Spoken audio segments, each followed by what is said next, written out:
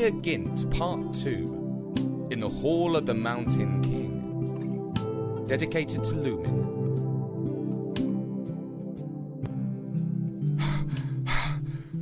It's a good thing my legs are strong, because this mountain is steep. Up I climb, the moon lighting my steps, and I can keep going for hours yet. Oh, my young body is full of strength. I could pick up a pine tree if I wished. I shall live on berries and rabbit stew. And if I need new clothes, the skin of a reindeer will do. See up there, the snow on the tops of the mountains sparkle in the light of the stars. That's where I'm heading. This night is lovely. But what if a storm comes out? I'll be soaked, and the sharp wind will cut me up. I need to find a shelter. And I don't mean a poor log hut or a cabin. A palace! That's what I need!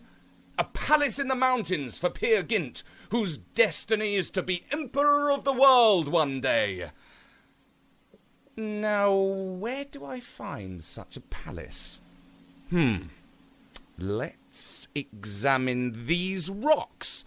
Do they not look like a palace? Here, I see a tower in these stones. And these stones, they look just like battlements. I'll say they are. So where's my way in? This wall here. To common people, no doubt, it looks just like a rock face. But my conjuring eyes can see the outline of a gate. The entrance to the Hall of the Mountain King. And now I'll put my ear against it and listen carefully. Yes, I can hear... There's singing and feasting going on within. Those are the trolls, those are. Oh, gatekeeper! Let me in! Let me in! Open up the gates, I say! Open sesame! It is I, Prince Peer, on a royal visit to parley with the King of Trolls in his palace. Well, that's odd. They're refusing to let me in. Perhaps they're all getting ready to sleep. Talking of which, I'll lie down on this mossy bank and wait for dawn. Oh, hello. Who are you, my pretty one, all dressed in green? Is it true that you are Prince Peer? That's who I am. Well, you don't look well dressed. These are my hunting clothes. You should see me in my Sunday best. I heard you saying that you want to visit my father's palace. You heard right, young lady. If you enter through the gates, you must remember this. All might seem opposite to you. To your human eyes, big might seem small, and ugly might seem beautiful, and gold might seem like rust. It's the same with me. These fine clothes I am wearing might seem like rags to your eyes. Clean might seem like dirt. Whole might seem torn to tatters. Well now, Prince Peer, we have much in common. Indeed. You look beautiful to my eyes, and I believe that my magical powers allow me to see you correctly. Oh, thank you, kind sir. Since we get on so well, shall we ask your father's permission to marry?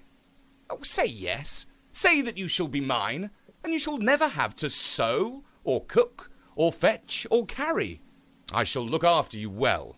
I won't even pull your hair when I'm angry. You know who my father is? He is the king of these mountains, and when he is furious, all the trees of the forest tremble, and the very rocks shake. His name is King Bose. And do you know who my mother is? She is queen of all the land below the mountains. When she goes off on one and starts scolding, the trees run and hide, and the rocks beg her to shut up. Her name is Queen Ours. So, it seems we are made for each other. I shall call my steed, and he will carry us to my father. What kind of a horse is that? He looks like a giant wild pig. He looks like a pig to you, but in fact, he is a magnificent stallion. Come, let us climb onto his back. Ride on, noble charger! Oh, if they could see me now. If Mum, Ingrid and lovely Solveig could see me riding with a green princess into this mountain palace for an audience with the king, then they would finally know that fairy tales are not fantasies. We are heading deep inside. Every rock glistens with gold.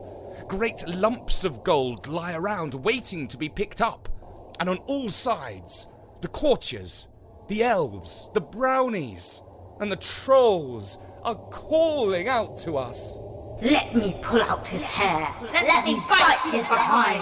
Let me slash his face with my knife. Let me toast him on a spit. Boil him, skin him, eat him. Fry him, gnaw his flesh, bite his head. They aren't so polite to visitors. But no doubt, the king will be enchanted by my good manners and noble bearing. Ah, that must be him up there. He sits on a throne suspended from the ceiling of the hall by golden chains. Behind him expands a vast emptiness, nothingness, infinite darkness. Scary. It makes me sick to contemplate it. All hail, your majesty! I am Prince Peer. And it seems it's my daughter you are after. If she comes with a good dowry. Dowry? Certainly. Half of what is mine shall be yours on your wedding day, and the rest after I am dead. Your offer is acceptable to me. But there are conditions. Such as? First, you must never think of what is beyond these halls. You must give up the sky, the sun, and the moon. You must never again step out into the fresh air. All that is inside the mountain is yours, but all that is outside is forsaken to you. It is a price worth paying for a kingdom. Second, you must let our law rule your life. Christians say, be true and selfless in all things. We trolls say, be false and selfish in all things. I agree to live by the wise law of the trolls. Next, you must agree to wear a tail. Sure, why not, if it's the fashion round here. Good, you'll soon learn to wag and wave it nicely. Fantastic. I have agreed to all you ask. Now, can I wed your daughter right away? Certainly, Prince Peer. You will make a fine troll. You are perfectly suited to be one of us. This calls for a celebration. Bring on the musicians! Bring on the dancing maidens!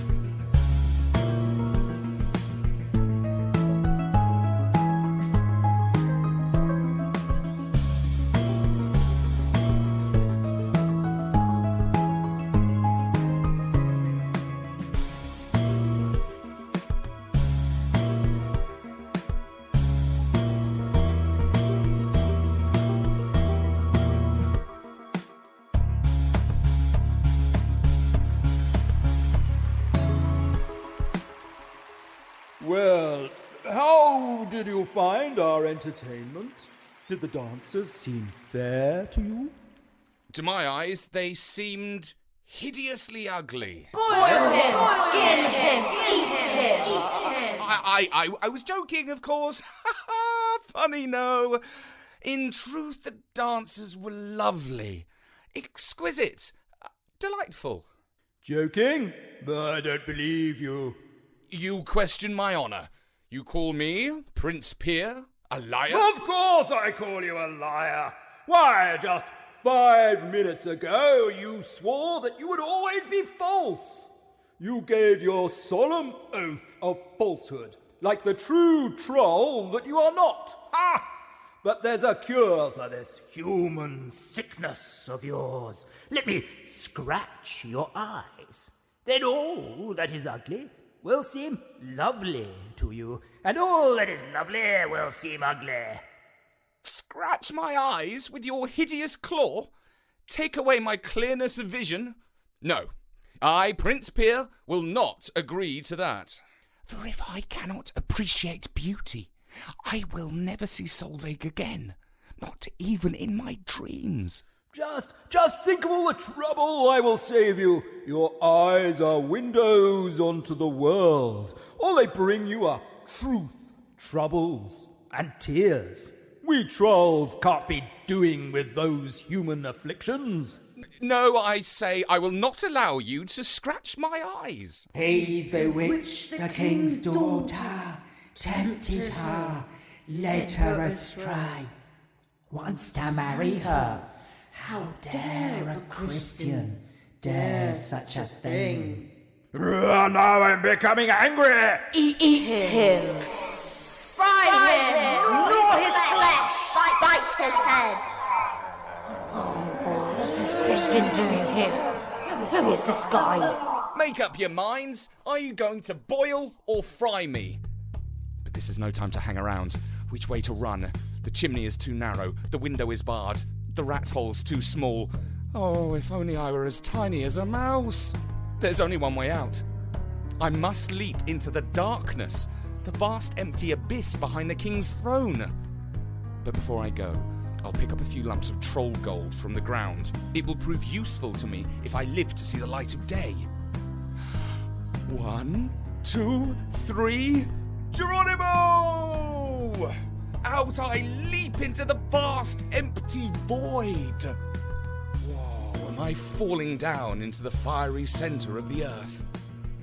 It's taking time, maybe because it's such a long way. Or am I floating like a spirit in midair? It is hard to tell in this darkness. What is to become of me? Will I stay here forever and a day?